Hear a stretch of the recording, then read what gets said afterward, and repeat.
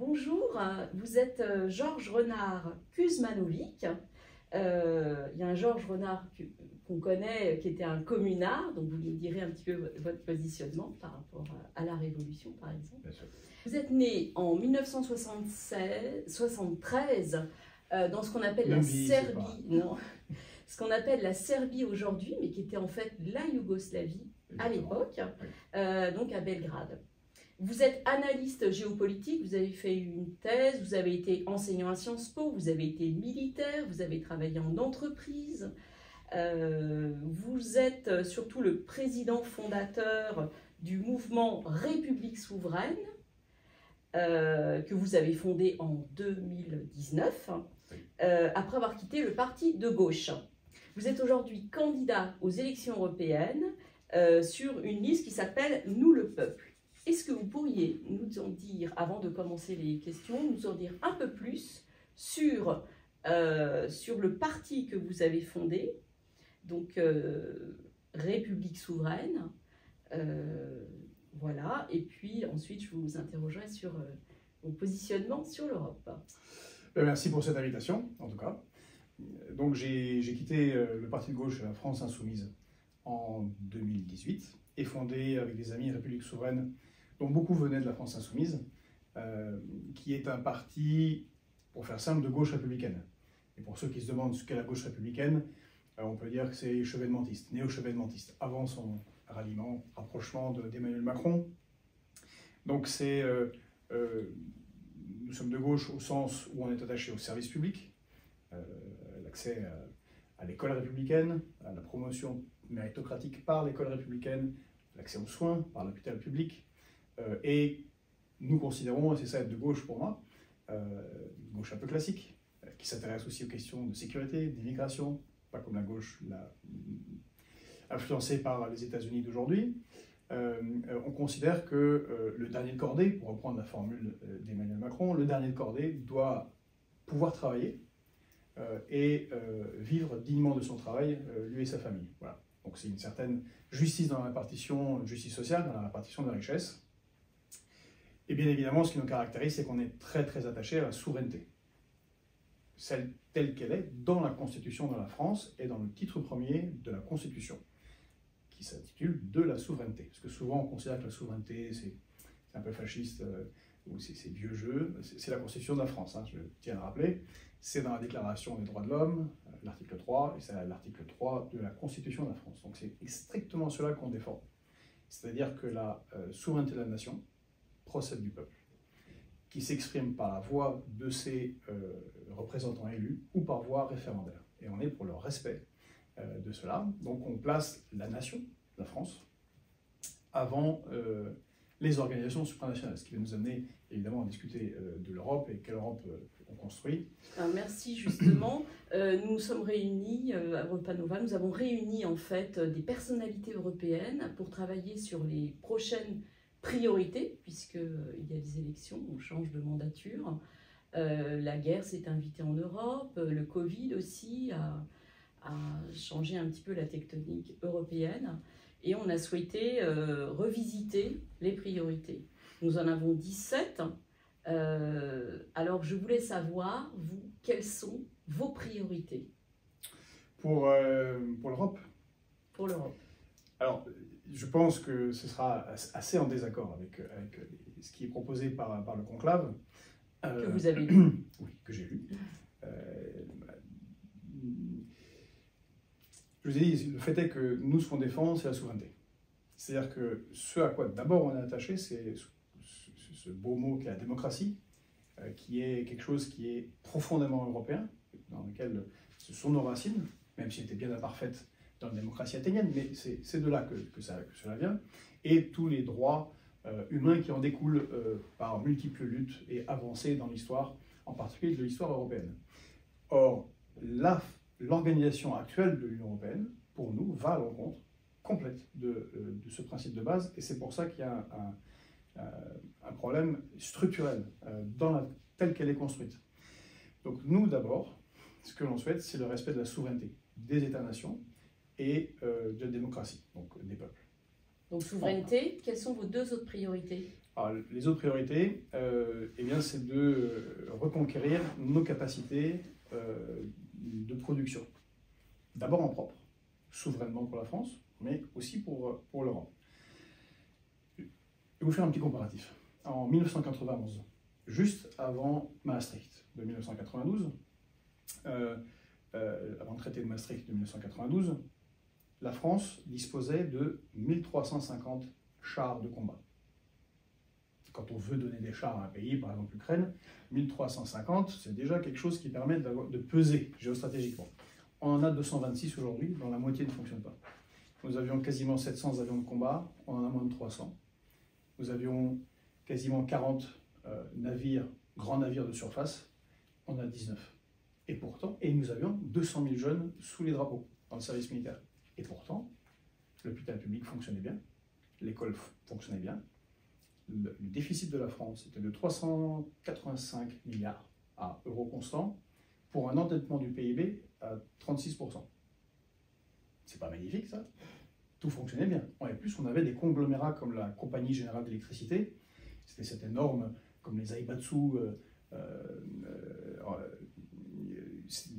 énorme conglomérat économico-industriel où vous aviez des entreprises comme Alstom, comme Technip, comme Alcatel. C'était l'époque où nous étions leader mondial de la téléphonie.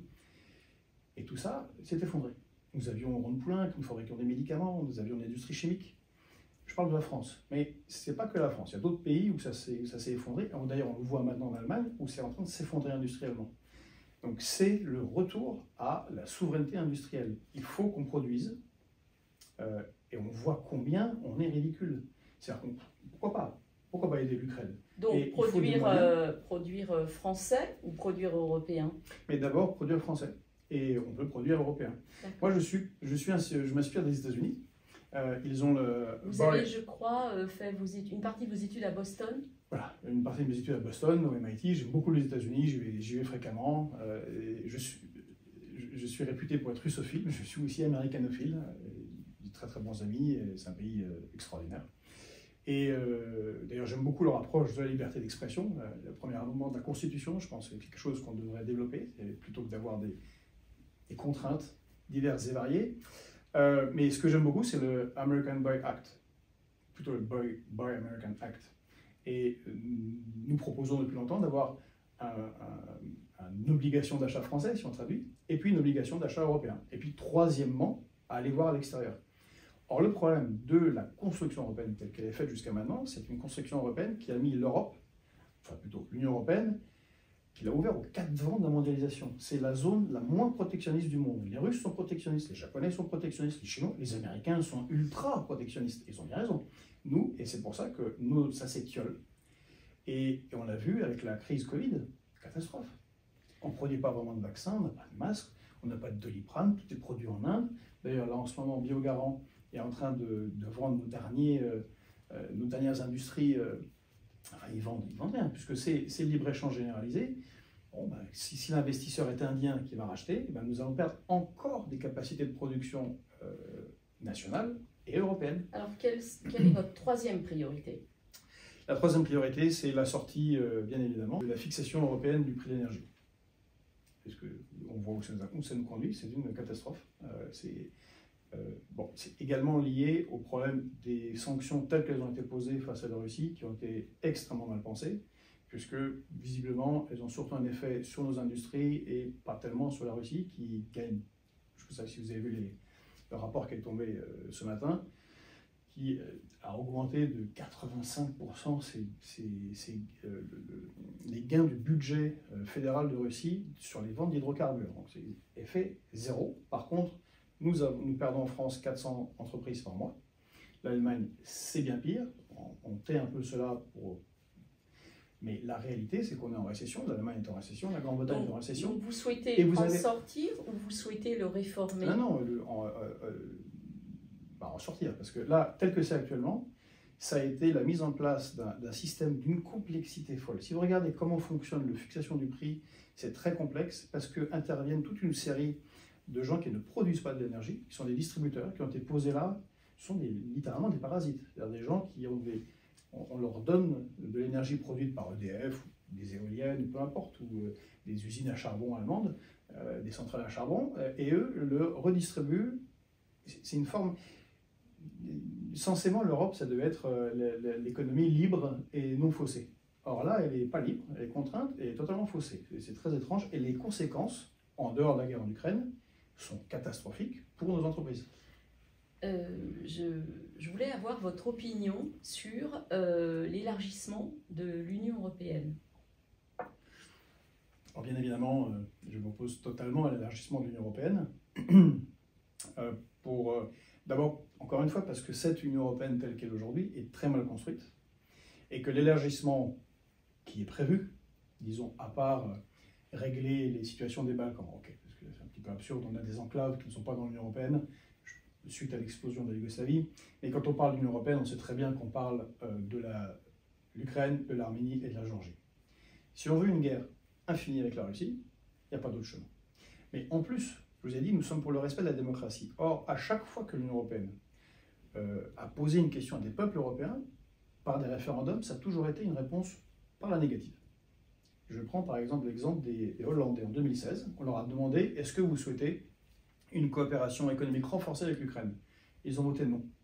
Et comme en France, en 2005, comme en 2015 en Grèce, on s'est assis sur les décisions du peuple qui s'expriment par voie référendaire, article 3 chez nous, de la Constitution, je vous en parlais tout à l'heure, et on l'a quand même fait. Or, on voit les effets, c'est ça qui a été critiqué, les peuples ne sont pas stupides, ils comprennent bien qu'un pays, quand bien même on pourrait l'aimer ou vouloir le défendre, où le revenu moyen est inférieur à 200 € par mois, c'est-à-dire 2 fois inférieur au salaire le plus bas en Chine. Et évidemment que vous allez avoir un dumping social et une délocalisation catastrophique. D'où la révolte des agriculteurs, même polonais. Merci. Je voulais aussi avoir votre point de vue sur la défense. Vous en avez un peu parlé tout à l'heure. Êtes-vous pour une défense d'abord française, une défense uniquement européenne, un mixte des deux? Quelle est votre vision?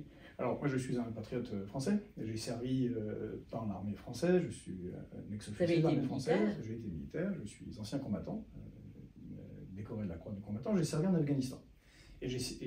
Pour répondre à votre question, en fait, parce que j'ai servi dans le contexte OTAN, avec 35 ou 37 pays. Quel chaos organisationnel. Et pourtant, notre adversaire, dans une guerre qui était parfaitement absurde, c'était des gens, allez, j'exagère un peu, mais à peine, en sandales, en kalachnikov et avec des chèvres. Et on a perdu. La première puissance mondiale, avec tous ses alliés, c'est 75-80% du budget mondial de la défense, et on a perdu face à un pays, face à des combattants, franchement, qui n'étaient pas extrêmement technologisés. Bon. Et le problème, c'est que pour qu'il y ait une défense européenne, il faut qu'il y ait d'abord une diplomatie commune. Premier écueil, qu'il n'y a pas de diplomatie commune, probablement, parce que, qu'on le veuille ou non, et je pense que c'est normal, les intérêts des Portugais ne sont pas ceux des Polonais, ceux des Irlandais ne sont pas ceux des Roumains, les Français, ce n'est pas exactement ceux des Allemands, on l'a bien vu. C'est très clair. Sur le... Mais on peut imaginer des forces d'action rapides. On peut imaginer, si on avait... Encore une fois, il faudrait qu'on ait une armée. Tout à l'heure, je vous ai fait une petite litanie de ce que nous avions. On pouvait s'en servir. Là, aujourd'hui, on est à l'os.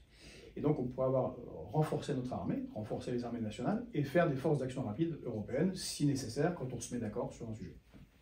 Sur le droit européen, aujourd'hui, en Europe, des entrepreneurs peuvent être empêchés dans leur développement intra-européen parce qu'il y a encore des règles ou des directives différentes en fonction des pays. Ça, c'est pour le droit des affaires. Alors, je sais qu'il y a des juristes qui, finalement, sans commande, ont rédigé le Code européen du droit des affaires parce qu'aux États-Unis, il y en a, en Afrique, il y en a, mais il n'y en a pas en Europe. Donc, ils ont fait ça bénévolement pendant 2 ans. Il y a une première monture. Mais ce n'est pas un sujet qui est très porté aujourd'hui, notamment dans cette élection européenne. Autre exemple, le droit des familles. Quand il y a des couples mixtes avec deux pays intra-européens, quand il y a des divorces, par exemple, les enfants, c'est très compliqué parce qu'ils grandissent et il n'y a pas d'exécution, d'exéquature forcément des décisions, puisque ce sont des guerres juridiques entre pays. Est-ce que vous souhaitez qu'on garde finalement ces prérogatives à l'échelle de la nation, ou est-ce que vous envisagez un développement d'un droit qui soit davantage européen? Alors, ça c'est la question en fait, derrière cette question, c'est la question de la fédéralisation de l'Union européenne.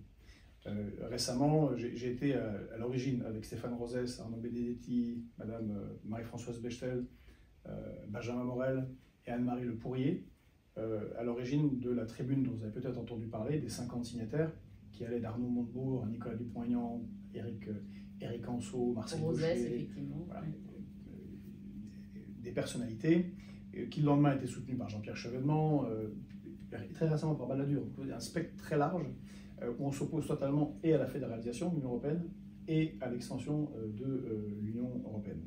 Mais le fait est qu'aujourd'hui, je trouve, moi, que pour le business, c'est-à-dire pour les détenteurs de capitaux, grâce au traité de libre-échange, ils ont plutôt ils font un peu ce qu'ils veulent. Ils peuvent jouer très facilement des failles du fait qu'il n'y ait pas d'harmonisation fiscale, qu'il n'y ait pas d'harmonisation sociale. Parce que ça aussi, il faudra en parler. Si on a une harmonisation business, ben, il faut une harmonisation sociale. Il faudrait imaginer un salaire minimum européen. Sinon, ça sera la guerre de tous contre tous et provoquant la haine des petits contre l'Union européenne. Il ne faut pas s'étonner qu'à chaque fois les peuples européens votent contre.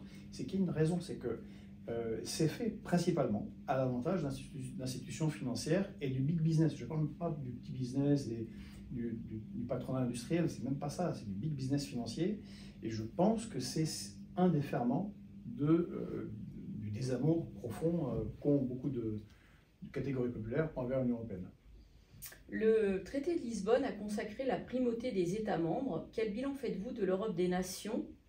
Est-ce que vous pouvez être très clair aussi dans votre vision? Est-ce que finalement vous voulez qu'on sorte de l'Europe et revenir finalement à une gouvernance souveraine, nationale? Ou est-ce qu'il y a des paliers quand même que vous imaginez à l'échelle européenne, in fine? Alors justement, je suis pour le bon usage des mots. Parce que vous parliez de la confusion entre Europe et Union européenne. L'Union européenne est un agencement administrativo-politique que je combats totalement. Et que nous combattons totalement avec la liste du peuple. Par contre, nous sommes européens, pour tout un tas de raisons. Ma vision, je la prends à nos grands leaders, qui était le général de Gaulle, et c'est l'Europe du traité de l'Élysée. Donc on a fêté l'année dernière les 60 ans. Mais je vous rappelle que le traité de l'Élysée, signé par Konrad Adenauer, est une Europe totalement différente de celle qu'on a aujourd'hui. Une construction européenne totalement différente, parce qu'elle met la primauté des États-nations, justement. Or, le traité de Lisbonne, après Maastricht, casse le concept d'État-nation. Si justement, il n'y a plus de nation dans cette Europe-là. Donc, primauté des États-nations, et tout en ayant des partenariats multilatéraux, bilatéraux, et avec, c'était précisément voulu par le général de Gaulle, hors de l'OMC, bon à l'époque c'était le GATT, mais donc hors des traités de libre-échange, hors des États-Unis, il n'était pas contre les États-Unis, mais hors de la domination américaine sur la défense, ça répond à la question de la défense. Il n'y a pas de défense européenne tant qu'on est sous chapeau américain. C'est pas être indépendant. Et 3, indépendance par rapport à l'OTAN. Ça, c'est l'Europe que nous, on souhaite. Vous n'êtes pas élu aujourd'hui, mais vous faites quand même de la politique depuis plusieurs années. Quelle est l'action dont vous êtes le plus fier dans ce cadre d'homme politique? Écoutez, justement, c'était à l'époque où on travaillait sur le plan A, plan B pour l'Europe. C'est la participation avec d'autres peuples européens, ce qui montre bien qu'on est européens. Et je pense en particulier à mes amis grecs et à Zoé Constantopoulou, qui était la présidente du Parlement grec, à l'époque où Syriza avait le pouvoir, et où il y avait eu le référendum de 2015. J'ai fait énormément de meetings, et le peuple grec, alors qu'il avait la menace de la Commission européenne, de la BCE, de la Banque centrale européenne et du Fonds monétaire international, a voté non aux prérogatives imposées par ces trois organisations. Bien qu'il ait voté non, tout a été quand même imposé, encore une fois. Mais et tout ce travail du plan B, que ce soit les Irlandais, les Espagnols, les Italiens, les Allemands de Mme Sarah Wagenknecht, ce sont des peuples européens, ce sont des Européens qui souhaitent autre chose. Ils ne souhaitent pas être séparés tout seuls dans un petit coin, Frexit, Grexit. Ils souhaitent qu'on change de système, car c'est un système qui va contre. Et donc c'était un travail européen dont j'étais particulièrement content parce que ça montre qu'autre chose est possible. Alors là, je voulais vous poser une question un petit peu plus personnelle. Je m'adresse plutôt à l'homme, voire à l'enfant que vous étiez. Vous postulez pour un mandat européen aujourd'hui. Vous avez dit tout à l'heure, je suis contre l'Union européenne, mais je suis européen, je me sens européen. Qu'est-ce qui fait aujourd'hui que, alors c'est une position particulière, hein, de se sentir européen et de vouloir sortir de l'Union européenne. Qu'est-ce qui fait dans votre vie finalement d'homme cette position, une émotion, une histoire particulière? Votre position est relativement complexe. C'est celle du général de Gaulle, encore une fois. Oui, c'est la vôtre aujourd'hui, maintenant. Donc, qu'est-ce qui fait que vous êtes là aujourd'hui? Vous briguez un mandat européen, donc c'est quand même important. Donc, qu'est-ce qui fait que vous êtes là finalement aujourd'hui dans vos combats, qui sont ceux que vous venez de nous décrire? Écoutez, j'ai connu un pays qui s'appelait Yougoslavie, où je suis né, qui a été dissous par des guerres et des interventions extérieures. Je suis très européen. J'ai une grand-mère tchèque. Vous avez parlé de Georges Renard. Renard, c'est la famille française lorraine. Bon, on est très, en fait, on remonte ne serait-ce qu'à une génération, ne parlons pas de deux, on est totalement européen. C'est comme beaucoup d'ailleurs de citoyens. Je suis particulièrement attaché à ce qu'est l'Europe, c'est-à-dire l'héritage gréco-romain, qui est très particulier en termes juridiques, administratifs, politiques, la démocratie, et puis le concept de liberté, qui est très important et que je trouve qui est malheureusement contraint, y compris par bien des directives de l'Union européenne. C'est bien quelque chose qui définit l'Occident, enfin l'Occident étant l'Europe, les États-Unis étant qu'une excroissance de l'histoire européenne, c'est quand même le concept de liberté. Et donc j'ai un grand attachement. Ça peut vous sembler paradoxal, mais si je suis élu avec mes colistiers au Parlement européen, eh bien on défendra cette spécificité de l'Europe. Et la différence, un grec n'est pas un danois, mais ça n'empêche pas de partager un même espace et on peut construire, d'ailleurs ça s'est vu avec l'Agence spatiale européenne, avec Erasmus, en particulier du côté de la recherche scientifique, énormément de choses en européen, mais dans un autre cadre, celui que je vous ai décrit, c'est-à-dire l'Europe réellement des nations, l'Europe voulue par le général de Gaulle, mais où chaque État membre garde in fine son indépendance, et où ces lois priment in fine sur les lois supranationales. Et je pense que ce sera la seule Europe qu'accepteront les peuples, car les peuples sont attachés à leur histoire. Un Allemand est un Allemand. D'ailleurs, c'est ce que disait Charles de Gaulle. On ne peut pas faire une Allemagne, on peut faire une Europe avec des Allemands qui ne seraient pas Allemands, des Français qui ne seraient pas Français, des Italiens qui ne seraient pas Italiens. Et il avait parfaitement raison. Écoutez, je vous remercie beaucoup d'avoir accepté notre invitation à débattre sur l'Europe et sur la souveraineté qui est très singulier. Merci beaucoup. Effectivement, voilà, vive la démocratie.